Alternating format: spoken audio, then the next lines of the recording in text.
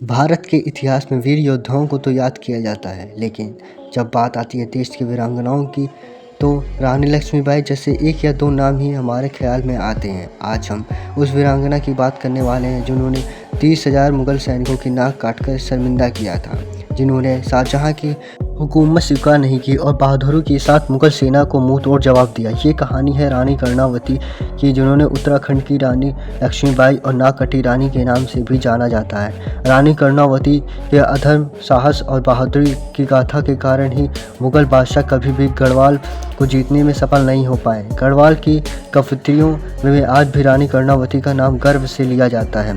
Battle of Srinagar, रानी कर्णावती ने अपने युद्ध कौशल से विशाल मुगल सेना आर्मी को पराजित किया। आइए ऐसी महान वीरांगना की कहानी को डिटेल में जानते हैं। साल 1823 ईस्वी में राजा कनकपाल ने गढ़वाल राज्य की स्थापना की थी। पहले देवगढ़ इस राज्य की राजधानी थी, लेकिन बाद में श्रीनगर को नई राजधानी बना दिया गया।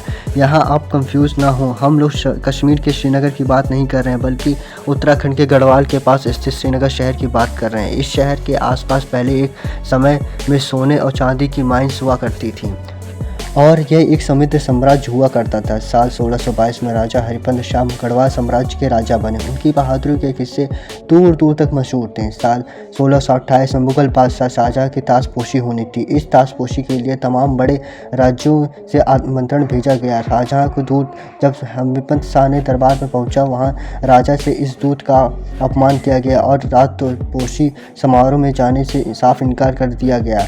वह जानते थे कि इस कार्यक्रम में सम्मिलित होने का मतलब है कि शाहजहां की गुलामी स्वीकार कर रहे हैं। हरिपंत शाह ने ना होने की खबर शाहजहां तक पहुंचाई तो उन्होंने ठान लिया कि गढ़वाल राज्य पर चढ़ाई जरूर करेंगे।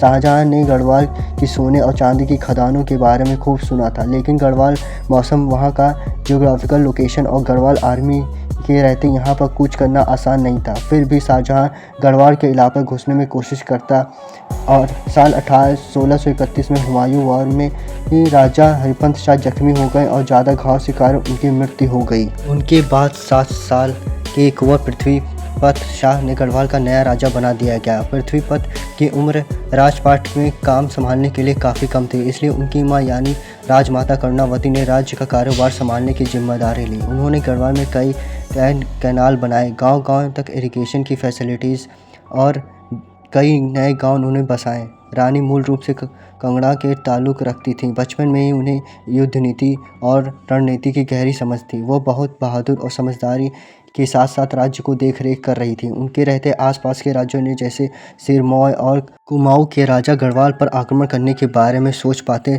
शाहजहां को जब बात पता चलती गढ़वाल साम्राज्य का ताज एक बच्चे पर पहन रखा है तो एक महिला कार्यभार संभाल रही है, तो उन्हें लगा कि यह गढ़वाल पर आक्रमण करने का सबसे अच्छा मौका है। उन्होंने अपने सिर सलाहकार नाजत खान को गढ़वाल पर चढ़ाई करने का आदेश दिया। तो ये कुछ लोगों को मानना है कि कुमाऊं के राजा बाज बहादुर चांद ने नवाजत खान के गढ़वाल पर हमला करने के लिए नुकसाया था।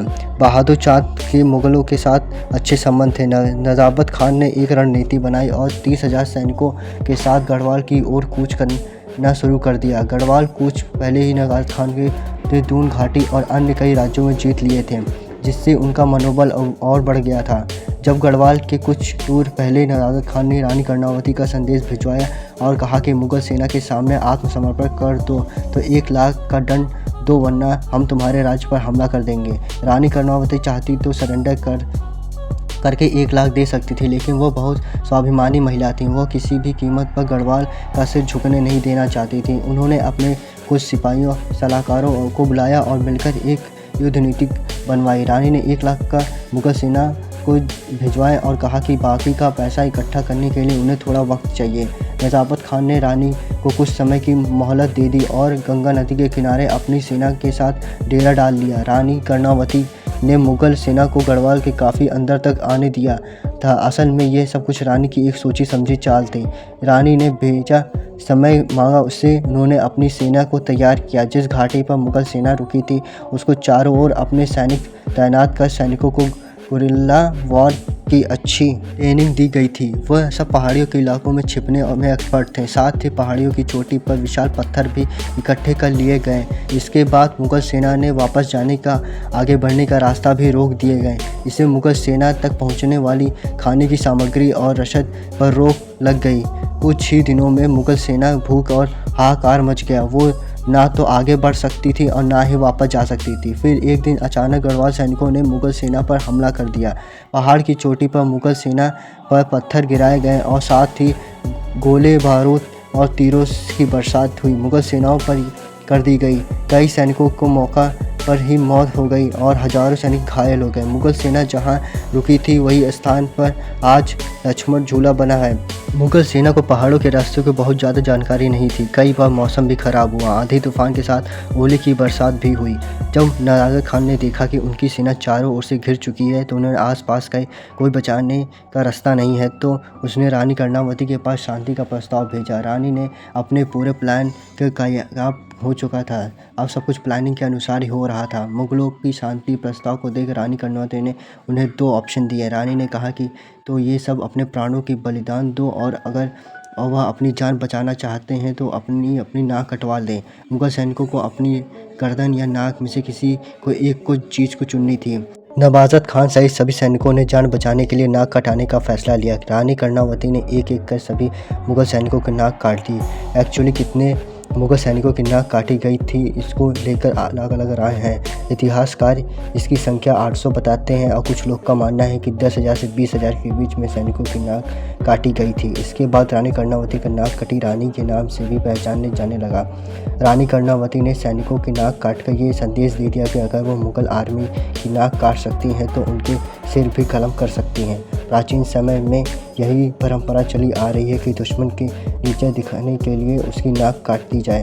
कटी हुई नाक के साथ नवाज़त खान ने सभी मुगल सैनिकों को शाहजहां के दरबार में पेश हुई। शाहजहां ने ये नज़ारा देखकर गुस्से में आग बबूला हो गया और नवाज़त खान से सारे पद छीन लिए। उनकी कंगड़ा के मुगल गवर्नर पद से भी निष्कासित कर दिया गया। साल 1740 में लिखी गई किताब महासिर रूल उमरा में लिखा है कि नवाज़त खान ने अपनी इस बेइज्जती का बर्दाश्त नहीं कर पाया, उसने आत्महत्या कर ली। इस तरह से गढ़वाल की सेना ने मुगल आर्मी की कार्रवाई सख्त कर दी। इसके बाद लंबे समय तक मुगलों ने गढ़वाल की ओर आंख उठाकर भी नहीं देखी। रानी कर्णावती की जीत के बाद ये मस्तक भी जगह फैल गया कि गढ़वाल की घाटियों में उड़ने वाला राक्षस रहते हैं जो दुश्मन की सेना पर छिपकर वार करते हैं। कई हिस्टोरियन ने इस मिथ को जिसने किताबों में किया था वो गढ़वाल में तो आज भी बहुत से लोग ये मानते हैं कि अक्सर देवताओं ने रानी की मदद की और मुगल सेना पर पत्थर और ओले बरसाए। इस हार के बाद शाहजहां ने फिर कभी गढ़वाल जीतने की कोशिश नहीं की। हालांकि बाद में औरंगजेब ने गढ़वाल पर आक्रमण करने की साजिश रची, लेकिन ब्रिटिश शाह ने अब तक बड़े हो गए थे। बहादुरी और वीरता के मामले में विरासत में मिली थी। पृथ्वीपति शाह ने औरंगजेब मंसूबों पर पानी फेर दिया। दोस्तों, अगर रानी कर्णावती नेतृत्व पर गढ़वाल सेना हार जाती तो बद्रीनाथ और सोमनाथ के साथ मुगल आर्मी वही करती जो उन्होंने काशी विश्वनाथ और सोमनाथ में किया था। रानी कर्णावती की वीरता और बहादुरी से पूरी गाथा इटालियन राइटर निकोलास नाक्सी ने अपनी बुक स्टोरी 2 मार्गे में लिखा है कि गढ़वाल में एक ऐसी महान वीरांगना के चरणों में कोटि कोटि नमन करते हैं। दोस्तों, हमारे इतिहास में मुगलों की पैरम तो खूब किया गया, लेकिन ऐसी महान वीरांगनाओं का इतिहास कहीं गुम हो गया है। इन वीर गाथाओं पर प्रकाश डालने में बहुत जरूरी है, जिससे कि आने वाली पीढ़ी को रानी कर्णावती जैसी वीरांगना का दास्तान पता चल सके। इस बारे में आपका क्या विचार है? राय हमें नीचे कमेंट सेक्शन में ज़रूर बताएं। और अगर इस वीडियो से आपको कुछ नया जानने या सीखने को मिला या फिर इंटरेस्टिंग लगा तो प्लीज़ इस वीडियो को एक लाइक करें। कि मिलते हैं फिर किसी वीडियो में नए टॉपिक के साथ। तब तक के लिए नमस्कार।